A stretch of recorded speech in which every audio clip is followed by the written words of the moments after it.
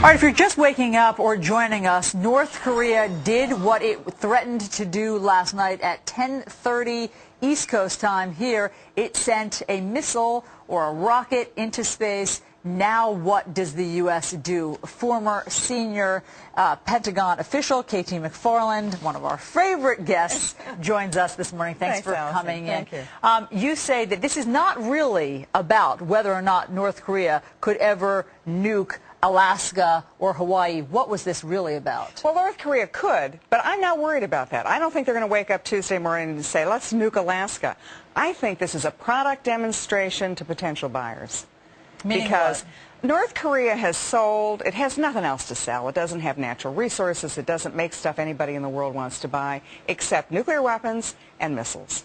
And so we know that they've helped the Iranian program. Iranians have bought from them. The Syrian reactor, which the Israelis bombed 2 years ago, that came from North Korea. So North Korea is showing the world, particularly bad guys, this stuff's for sale. And so was that successful last night? You bet it was. Iran had observers in North Korea looking at this. And what they've shown last night with their test is that they have the ability to launch a satellite, but also potentially a nuclear weapon on the edge of that. Why haven't the Chinese been more aggressive in trying to stop North Korea? See, that's the key, Allison, is China. China controls what North Korea does. North Korea can't feed its people. It doesn't have fuel. It doesn't have gasoline. China provides all that to North Korea. China could have stopped this thing with a phone call, and they didn't do it.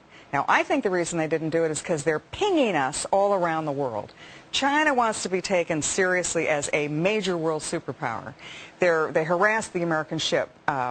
They've sent 3 ships to the Somali coast. They've got submarines. They want to get an aircraft carrier.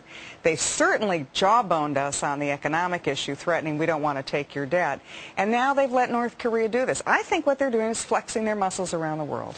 Secretary of State Hillary Clinton had said if this were to happen, there would be, quote, consequences. Yeah. What can those be? Well, this is the wrong way to do it. You know, Hillary Clinton has said if Iran gets nuclear weapons, there'll be serious consequences. They've said if North Korea does this, there'll be serious consequences. So the serious consequences are referred to the United Nations? I mean, look, we already have sanctions from the United Nations that China and Russia aren't abiding by. So to talk empty threats, not only is it stupid, but it makes you look weak in the end. We have much more on this story. KT's going to stick around for us. Thank you so much for all the information, and we'll update you throughout